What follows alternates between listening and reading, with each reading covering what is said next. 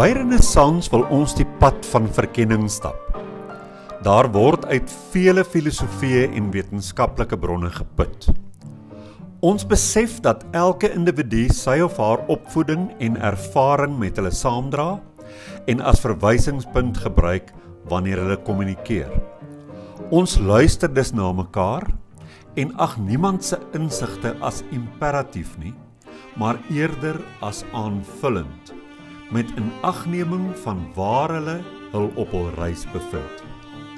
Omdat Renaissance 'n familie van oop, denkende en eerlike reisigers is dit vir ons belangrik om gereeld met mekaar te praat.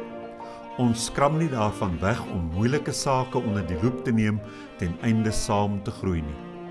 Ons verwag nie eenparigheid nie, maar streef na dialoog waarbinne respek, 'n oop gemoed en egtheid die weg baan tot nuwe moontlikhede. Dit beteken natuurlik dat ons nooit finale antwoorde kan hê nie, want ontdekking en groei voorveronderstel mekaar. Daarom wil Renaissance 'n veilige ruimte wees vir mense wat verken. Ons weet dat daar in alle tradisies waarheid te vind is. Daarom poog ons om ons ontginnings daaruit met eerbied en respek te doen, op soek na dit wat universeel en vir ons van waarde is. Ons waardes word gekenmerk deur openheid, egtheid, liefde en nederigheid en bovenal om nie te veroordeel nie. Renaissance bied 'n gemeenskap aan mense wat op soek is na ander wat die wêreld van spirituele verkenning met hulle kan deel. Of dit 'n fisiese gemeenskap is waarna jy op soek is en of jy virtueel wil deelneem, Renaissance maak ruimte vir beide. Jy gaan nou luister na 'n opname van een van ons byeenkomste. Jy's welkom, neem deel, plaas jou kommentaar, geniet hierdie ervaring saam met ons.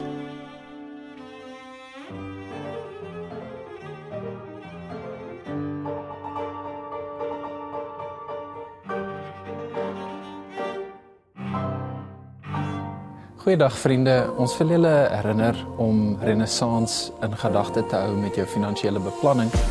As jy Renaissance 'n vaste item op jou begroting kan maak, kan dit ons help om 'n konstante inkomste te genereer, waarmee ons baie beter kan beplan en vooruitdink. Jou bydrae word opreg gewaardeer.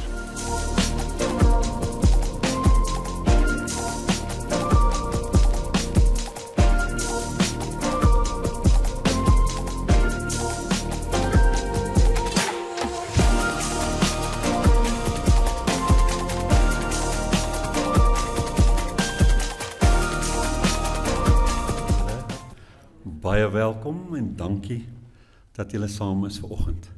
Ons luister verder na Jannie en Letitia.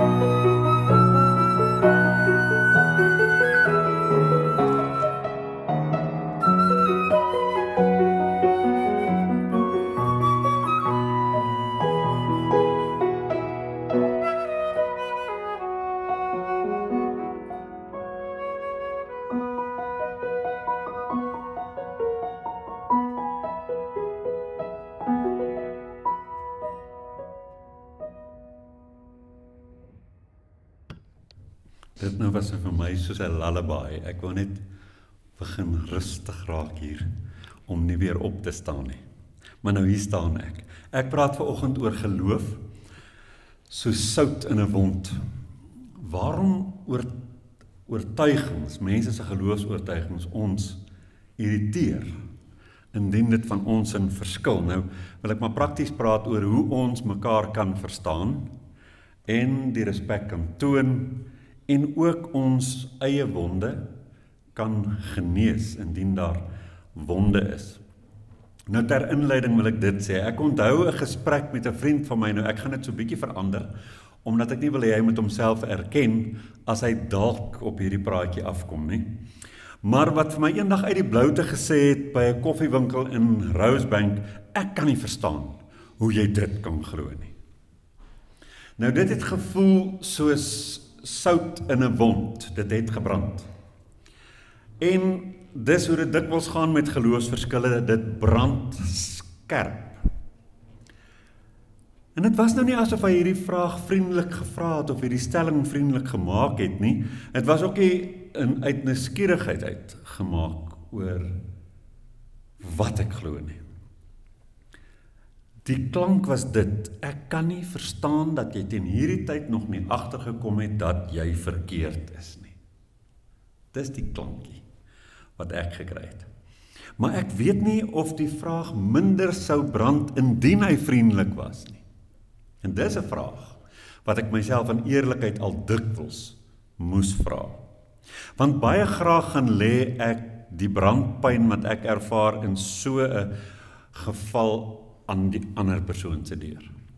Jy het nou met 'n steekie na my toe gekom, maar jy moet vir jouself vra, wat lê hier by my? En sê nou net, dit was nie so onvriendelik as wat ek dit nou wil maak nie. Voltaire het een keer gesê, as God nie bestaan het nie, sou dit nodig gewees het om hom uit te vind. Hiermee bedoel hy eintlik, mense het altyd 'n storie nodig om die chaos van hierdie lewe te kan orden. So as jy my storie bevraagteken, die manier waarop ek orde uit hierdie chaos skep, dan steek dit soos 'n klomp sout in 'n wond of 'n naald in my binneboud. Of my storie nou 'n God bevat of nie, die rede vir die brandpyn is, dis my storie. Ek is daar in daai storie. En dit is die rede waarom dit irriteer. Die verskille. Eerstens is geloof identiteit. Kierkegaard het gesê, die een wat glo, glo in iets wat sy hele lewe dra. Dis nie 'n idee nie, dis 'n bestaan waarvan ons hier praat. En wanneer jy dit bevraagteken, voel dit soos 'n wond wat oopgekerf word. Tweedens is geloof sekerheid. Ons almal soek na ankers. En as iemand ons ankers bevraagteken, brand dit in ons innerlike wese, soos wat sout 'n oop wond kan brand. Die derde een is, geloof dra 'n morele toon. Is dit nie waar nie? Wanneer iemand sê, ek glo dit, klink dit dikwels subtiel soos, ek is beter as jy.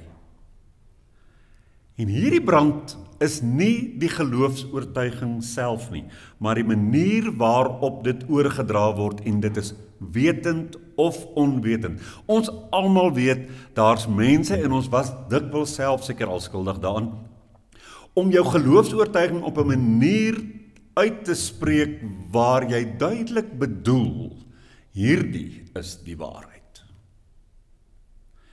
Jy het nie die waarheid nie. Maar jy hoef dit nie so te bedoel nie. Per implikasie, wanneer jy sê, ek glo, beteken dit, dat as die ander persoon dit nie glo nie, dat die ander persoon nog nie by die waarheid uitgekom het nie. So daar is 'n hiërargiese orde in die uitspreek van geloofsoortuigings. En die vierde een hier onder redes waarom het ons hier irriteer is die historiese bagasie. En dit kan jy baie wyd vat. Jy kan dit globaal vat, wêreldwyd, of jy kan dit bring na jou eie lewe toe. Maar ons almal dra eeue van kruistogte, heilige oorloë en godsdienststryde met ons saam. En deesdae is dit in ons eie kringe. En dit is ook op Facebook en waar anders ons ook al met mekaar praat oor geloof. Mandela het gesê, versoening vra dat ons erken hoe ons geskiedenis mense se wonde verdiep het. En ek hou van wat hy hier sê, dat hy nie sê dat dit mense verwond het nie, maar dat hy sê dat dit mense se wonde verdiep het, want om mens te wees beteken eintlik om alreeds 'n wond met jou saam te dra. En ek gaan daaroor later meer laat deurskemer. Elke gesprek dra 'n bietjie van die sout wat hierdie wond kan verdiep. Elke liewe gesprek wat ek en jy voer. Nou ek het so 'n paar simpel storieetjies oor verwonding en sout. Daar's 'n tannie met pamflette. Nou ek weet nie, julle het seker ook al die mense met hulle traktaatjies raak geloop. Ek weet nie of julle soos ek ook al van hulle was nie. Maar ek was al een van hulle wat in Eastgate se wandelgange rondgeloop het op 'n Vrydag aand met my eerste gemeente se tieners en traktaatjies, en dan sê ons vir mense, hier is ietsie wat jou lewe sal verander. Nou, ek wou net my brood en melk koop, dus daar 'n tannie wat my in die arm gryp en sy stop iets in my hand en sy sê, meneer, hierdie wat ek vir jou nou gee, gaan jou hele lewe verander. En toe ek daar uitstap, toe stap ek uit met 'n pamflet oor redding. Die ongevraagdheid hier was nie as 'n brandpyn bedoel nie, maar dit het iets van my eie innerlike geskaaf en na die oppervlak toe laat kom. Wat is daai iets? My behoefte om self te kies wat ek glo. Kan julle vanoggend dit hoor? Dit is een van die wyses waarop hierdie ongevraagde proselietmakery ons aan ons nerve kom skuur. Want ek en jy het 'n inherente behoefte daaraan om autonoom self te besluit wat ons glo. Daar's 'n nuwe winkelsentrum daar by ons in Meyerton. En soos by alle winkelsentrums, die mense wat die klein tegnologiese winkeltjie het, hulle staan by die deur en jy kan nie daar verbyloop sonder dat hulle sê, sorry sir. Toe dink ek nou die dag, en dis nog voor ek besluit het om hierdie praatjie te lewer, toe dink ek, kan jy nie net soos al die ander mense agter jou toonbank gaan staan, ek weet wat ek nodig het, ek sal instap as ek iets wil koop. Toe besef ek my, hulle irriteer vir my, met hierdie opdringerigheid, met hierdie ongevraagde produk wat onder my neus gevry word. Is dit 'n wond? Nee, dis nie 'n wond nie, dis eie aan mens wees. Ek is 'n groot mens, ek weet wat ek wil hê en ek sal dit gaan haal indien ek dit nodig het. So dit kom skuur aan my behoefte om self te kan kies. En dan kry jy natuurlik ook, en ons het baie van hulle onder ons vriende en geëerde en gerekende vriende wat nie glo nie in die sin van in 'n God nie. En sommige van hulle, en ek moet eerlik wees, nie almal nie, maar sommige van hulle verkondig ook hulle ongeloof in God, verkondig hulle ook op 'n redelike proselietmakende wyse en aggressief dikwels. Soos wat ander mense Bybeltekste verkondig. Hierdie irritasie waarmee hulle verkondig getuig ook van 'n wond. En dis iets waarvoor ek baie respek het. En dit is mense wat nie meer glo soos hulle geglo het nie, en ek dink dit sluit die meeste van ons hier ook in tot 'n mate. Hoe dit ook al in jou lewe die geval mag wees. Die pad wat jy gestap het, met dit wat jy geglo het, en wat dit aan jou lewe gedoen het, omdat jy in daardie stadium heel waarskynlik gevoel het, jy moet glo wat jy glo. Dis goed waaroor jy nie toegelaat is om self te dink nie, en dit het in baie gevalle 'n impak op jou lewe gehad, emosioneel en prakties. 'n Impak gehad. So jy het 'n pad geloop om daarvan ontdaan te word. En daarom is enige iemand of iets wat weer daardie goed verkondig vir jou 'n diep irritasie. En daarom is die heel maklikste is om aan te val, eerder as om te verdedig. So as ek dan nou die pad wat ek gestap het, en die pyn wat ek gelei het, en dit wat ek nou uiteindelik geleer het om nie meer te glo nie, kan begin verkondig, dan is dit die beste skild teen die moontlikheid daarvan, dat jy my nou weer kom konfronteer met dit wat jy glo. En dit is in baie gevalle so met ons. So daar is 'n wond. Hy mag dalk al redelik gesond geword het, maar hy bly maar daar. En dis 'n pyn wat dikwels nie heeltemal genees nie. Of dit kan bloot wees die wyse waarop gelowige mense dan nou die ongelowige se ongeloof ongeldig wil maak. En dis 'n belangrike ding. Dit het baie met daai respek te doen. Ek dink baie van hierdie mense wat so brutaal teengelowiges opstaan, is omdat hulle net voel, ek is nou moeg vir die disrespek teenoor my, asof jy impliseer dat ek nie mooi gedink het oor wat ek glo nie. Dat ek my ongeloof sommer net lukraak gekies het. Ek het nie 'n pad geloop wat jy as geldig kan sien nie. Vir my interessant, die van julle wat my 2-rigting gesprek met Sakkie Spannenberg gekyk het, heel aan die einde toe praat ek en hy oor die feit dat ons nog steeds bande het met mense in die kerk. Nou alhoewel ons nie elke dag skouers skuur nie, ons het trouwens, ek dink laas gekuier toe ons op universiteit was, is die huidige moderator van die NG Kerk is my kleinneef. Maar is 'n wonderlike ouetjie en ons het as kinders baie met mekaar saam gespeel en te doen gehad. En toe het Sakkie gesê, hy hou so van Jan, want toe Sakkie nou al weggebreek het van die kerk af en Jan was nou al 'n predikant, toe het Jan eendag vir hom gesê, hoorie, ek neem aan, jy's nie moedswillig in die goed wat jy deesdae glo nie. Ek wil graag met jou gesels. En dis die soort respek wat 'n mens wil hê tussen mense.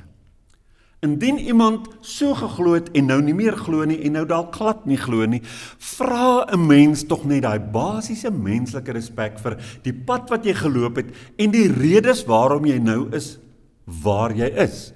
En hierdie gepreek is 'n ongeldigmaking van die pad wat mense gestap het. Dit wil sê dat hulle moedswillig is, of sommer net 'n impulsiewe sprong gemaak het, of sommer net noodwendig kwaad is. Dit misken die proses, en ek dink dit is baie maal die rede waarom mense wat in ongeloof staan, dan nou teen godsdienste velde trek. Kindertjies se vrae kan soms krap, en wys hoe dun ons nerve is. 'n Seentjie vra aan sy pa, hoe weet pappa God bestaan? Die pa het opgekyk en bitsig geantwoord, moenie vir my dom vrae vra nie. Hierdie kind se vraag is niks anders nie as sout wat brand. En die wond lê by die pa, en dit kan tweeërlei wees. Die een ding kan wees dat hy die broosheid openbaar wat ons almal openbaar wanneer ons storie bevraagteken word. Ek maak jou dan nou groot in iets wat ek glo en wat ons hele gesin op 'n stewige fondasie plaas, en nou vra hy vir my, hoe weet ek? Dis waar. Dit lê maar baie na aan die oppervlak en aan die senuweepunte van die menslike bestaan en siege. Nou wil ek ook vanoggend sê, evangelisasie is glad nie 'n gepaste ding in die samelewing nie. Daar was 'n tyd, en julle moet my nou mooi hoor, jy gaan nou maklik van my misverstaan. Daar was 'n tyd toe evangelisasie sin gemaak het. Ek praat nie van in die onlangse tyd nie. Ek praat van 'n tyd eerstens toe die mens in stamme, tribes, gefunksioneer het. Toe daar baie minder individualisme was. Toe daar nie persoonlike grense was nie. toe jy verantwoordbaar gehou is deur jou familielede vir alles wat jy doen en dink, want jy moet soos ons dink, en dit was die norm. En ook in 'n tyd toe in die menseontwikkeling die stories van geloof en so nog nie goed versprei was nie. Toe dit sin gemaak dat as mens dink in terme van, en nou gaan ek dit maar baie plat taal stel, die Pick n Mix sjokolades daar by 'n supermark. As jy dink in terme van hoeveel al beskikbaar was daar maar nie baie nie, want daar's nog nie baie skouers geskuur deur verskillende mense in verskillende kulture en gelowe nie. So jy het maar nie baie opsies gehad nie. So dit maak in 'n sekere sin dat jy jou storie gaan vertel vir die ander stam of die ander nasie of wie dit ook al is. Wie ook al daar raakloop. So dis 'n uitruil van die geloofsverhale. Maar vandag, ons leef in 'n wêreld eerstens waar ons nie meer stamgerig of gebonde is nie. Waar dit vir ons, alhoewel dit in ons diep siege nie heeltemal waar is nie, maar as ons kognitief daaroor moet antwoord, sou ons sê, ek glo nie omdat my mense iets glo nie, selfs nie my vriende nie. Ek glo wat ek glo. En nou ons weet, en ek het in hierdie week 'n video gedeel op Facebook, wat eintlik die teendeel vertel, dat ons maar redelik vinnig tot oortuigings kom as ons baie sterk aan mense gebonde en gekoppel is, en veral as ons in hulle glo. Dan is dit nogal moeilik. Ek het myself verlede jaar in 'n situasie bevind, waar ek baie gereeld gesprekke gevoer het, met iemand wie ek bitterlike groot respek voor het, vir die intellek en ook die spiritualiteit. En ek het agtergekom stadig maar seker, hoe meer ons praat, hoe meer moet ek aan myself erken, ek stem nie saam nie. Ek sien dit anders. En dit was vir my moeilik, om uiteindelik nodig te gehad het, om die aankondiging te maak, in 'n gesprek oor 'n koppie koffie, en te sê, ek voel sleg om dit vir jou te sê, maar ek het nou hierdie ding waaroor jy praat ondersoek, maar ek voel nie daarmee een nie. En toe sê die persoon vir my, dis okay. Dis okay. Dit is moeilik. So, daar is altyd hierdie sosiale komponent. En dat 'n mens nie graag anders wil glo, as mense vir wie jy baie lief is nie. Maar in ons wêreld vandag, het ons ook persoonlike grense.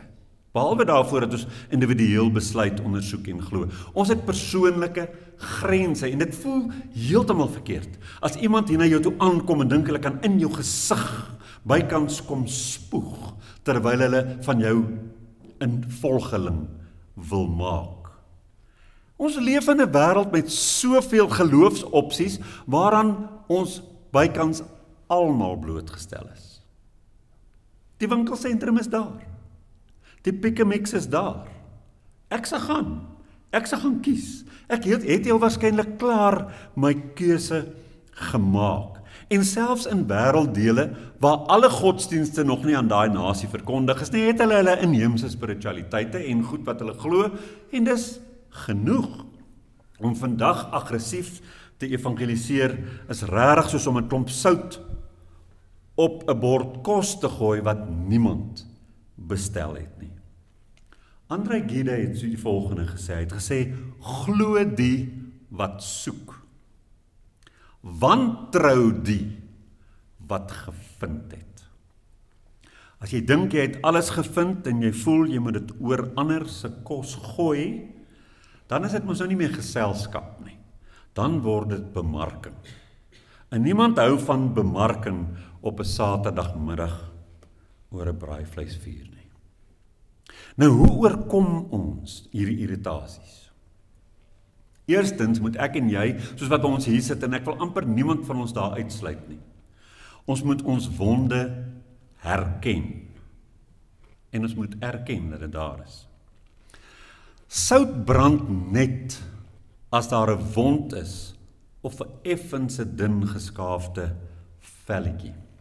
Vra vir jouself, waarom brand hierdie persoon se geloofsoortuiging vir my so? En wees opnuut bewus van waar jy sensitief is. En voordat jy nou dink, ek wil vir jou 'n wysvinger gooi en vir jou preek, wil ek vir jou sê, en dan wees jy gaaf met jouself. Om gaaf met jouself te wees beteken met ander woorde om as jy daai brandpyn voel en daai irritasie voel, nie om terug te gooi nie. Nie om deel te neem aan die debat of die woordoorlog nie, maar om te voel, hier's 'n pyn, ek is sensitief, dis nou tyd om myself nie nou nog verder vir die wolwe te gooi nie, dat die pyn kan verskerp nie, want dis al wat hier kan gebeur, as ek uit selfverdediging nou wil kom met my storie, maar om terug te staan, en te sê, ek het 'n wond, ek is sensitief, en vir jouself lief te wees. Wees gaaf met jouself. En die eerste stap om gaaf te wees met jouself, is om jouself uit daai spervuur uit te haal, en daai sout te gaan afwas. En as jy dan voel, maar hierdie het vir my gewys, ek moet met 'n ding of twee deel, wat in my verlede met my saamkom, dan doen jy dit. Die tweede ding is, sien geloof as 'n storie. Elke mens se geloofsoortuigings is 'n poging om betekenis in hulle lewe te skep. Jy kan dit respekteer, sonder om te voel dat jy daaroor hoef te dink. En hier is die volgende ding wat ek wil sê. Ons kan nie goed ignoreer. Ons kan dit ignoreer. Om dit van die hand te wys, kan so vriendelik gedoen word, soos wanneer 'n mens 'n tweede snytjie koek bedank. Jy sê mos altyd, vriendelik, dog ferm, nee dankie, ek het genoeg gehad. En hier moet ek vir julle sê, pun intended. Ignoreer dit. Wys dit van die hand. Vriendelik, ek het genoeg gehad. Die derde ding is, luister indien dit in 'n naby verhouding geskied, waar jy en iemand anders miskien regtig lief is vir mekaar, vriende is en gereeld vir mekaar sien. Luister dan na daai persoon, maar wanneer jy die volgende vraag gevra het. Jy sê vir die persoon, goed, ek wil nie eintlik hoor wat jy glo nie. Miskien weet ek alreeds. Maar ek is regtig nuuskierig om te hoor waarom jy glo en wat dit vir jou beteken. Dis 'n belangrike vraag. Jung het gesê, om 'n ander te verstaan, vra meer van jou as om reg te wees. Natuurlik is dit so. Dis maklik om 'n gesprek te voer waarin ek reg is. Om jou gou-gou op jou plek te sit of te troef of jou geloofsoortuigings te weerlê. Dis maklik en dis lekker, want ek stap die oorwinnaar daar uit. Maar wanneer ek luister, dan verloor die sout sy brandeffek. Want luister maak ons kalm en dit haal ons van ons agtervoete af en dit laat ons egos net so bietjie tot bedaring kom. En nou gaan ek in daai sone van medemenslikheid in, waar ek 'n hart wil verstaan. En ek is nie meer in die sone van geloofsoortuiging teenoor geloofsoortuiging nie, maar ek begryp jou waarom. En dis 'n groot stuk salf vir beide van ons. Vierdens, gebruik humor. Iemand het een keer gesê, ek het nie die volle waarheid gekoop nie, want die halwe waarheid was op afslag beskikbaar. Ek het daai grappietjie gelees en gedink, dis wraggies van my, ook seker maar waar. Ek het nie die volle waarheid nie, ek het 'n halwe waarheid weet en ek het hom op afslag gekry. Dit het nie baie gekos om hom in die hande te kry nie. Dit sou baie duurder wees vir my as ek vandag die volle waarheid moes hê. Wat sou dit nie alles van my geverg het om dit te kon kry nie? Ek sou eerstens meer moes wees as bloot 'n mens. En hierdie tipe bewustheid laat die debatte so 'n bietjie ontdooi. En dan vyfdens, hierdie is 'n ding wat ek doen en ek weet nie hoeveel van julle gaan daarmee een wees. Daar is 'n plek waar 'n mens jou voet moet neersit. En ek gaan nie daarop uitbrei nie, want miskien kan ek eendag ander dag daaroor praat. En dit is, geloofsoortuigings doen soms meer as net die skade wat dit in 'n gesprek doen. Met ander woorde, om sout in 'n wond te vryf, om 'n irritasie te wees. Geloofsoortuigings doen dikwels skade. En dis al waarby ek gaan volstaan.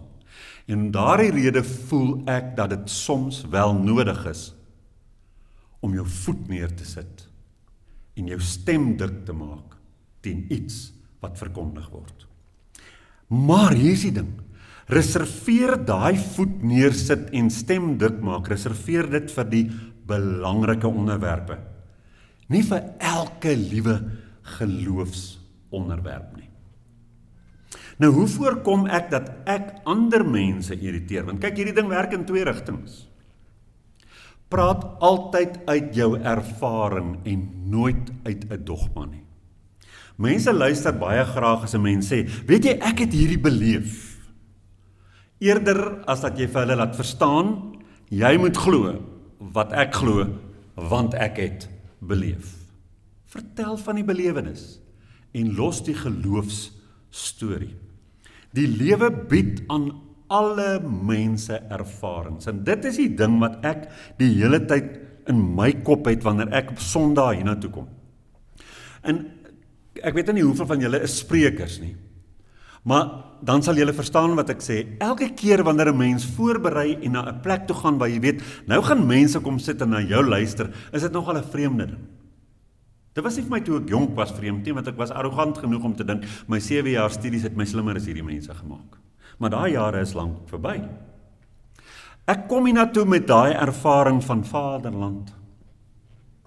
As ek nou op daai manier gelowig was, sou ek die liedjie begin sing het, Why me Lord?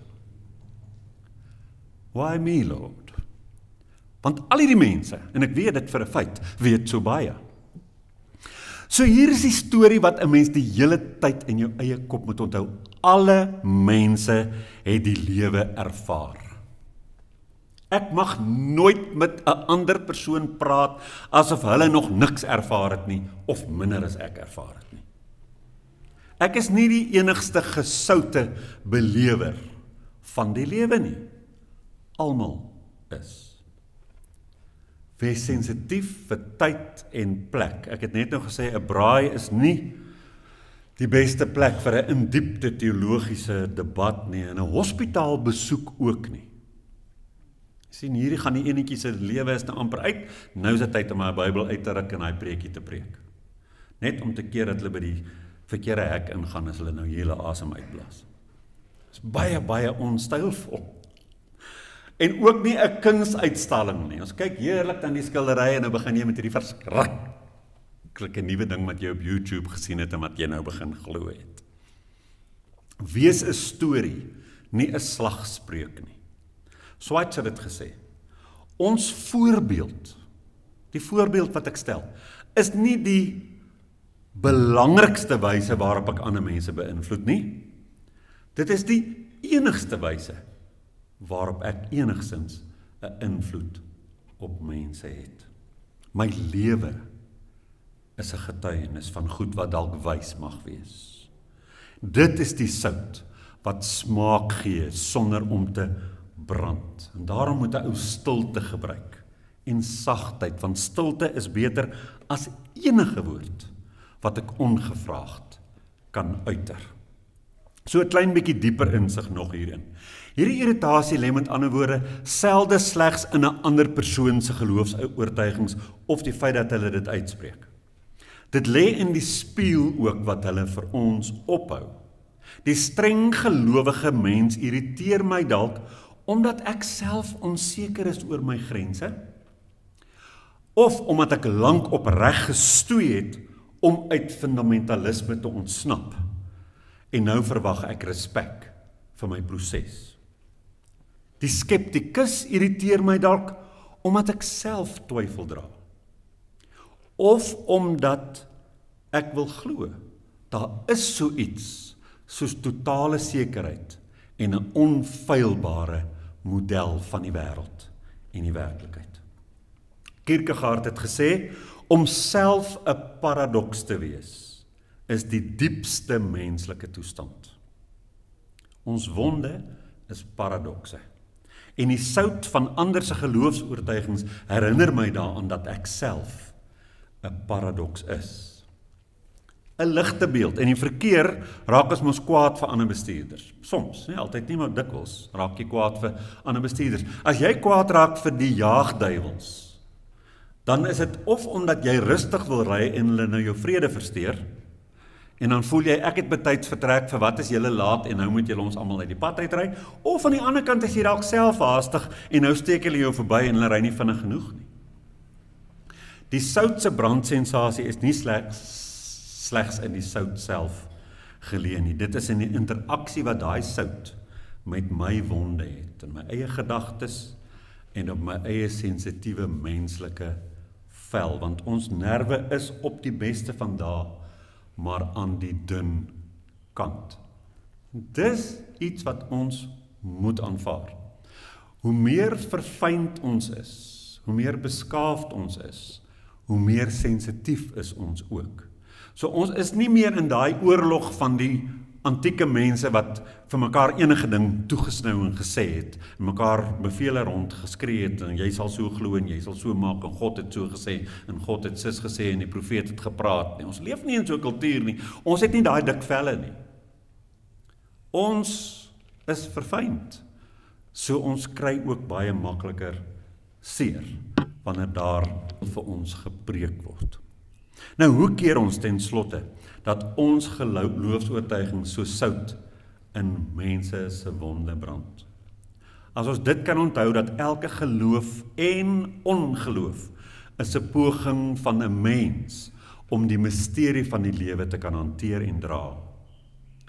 Luister nuuskierig, erken en ontmasker jou eie sensitiwiteite en jou vrees en jou eie innerlike onsekerhede wat alles hier inspeel. Want as jou storie, dit wat jy vanoggend glo, as dit die storie is wat jou dra, dan spreek dit van self dat dit jou hele wese ondervang en dat jy iewerster 'n krappie gaan voel as iemand daarmee karm. Strooi jou eie sout altyd spaarsamig. Net genoeg om smaak te gee, nooit om te irriteer nie. Mandela het gesê, ware respek kom wanneer ons mekaar se menslikheid erken, selfs al verskil ons van mening.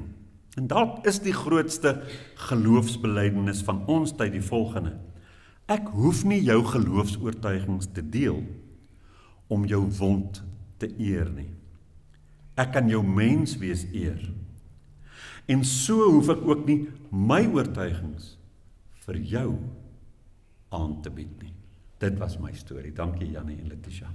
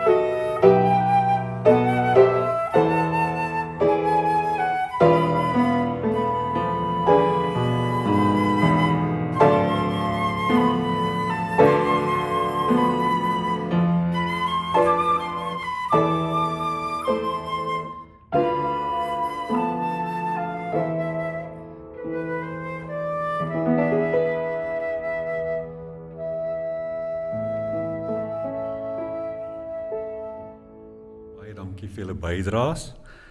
En dan as jy tyd het vir koffie, die ou storie, dan is jy meer as welkom. Dit is so lekker om saam te kuier. En as jy nie kan nie, geen probleem nie, ons verstaan. En mag jou lewe en mag vandag vir jou 'n lekker dag wees. Geniet die weer en die water. En mag jy regtig vrede hê en jou wonde kalm wees en jou nie te veel pyn besorg nie. Mooi loop. Dankie Jannie en Letitia, speel vir ons uit.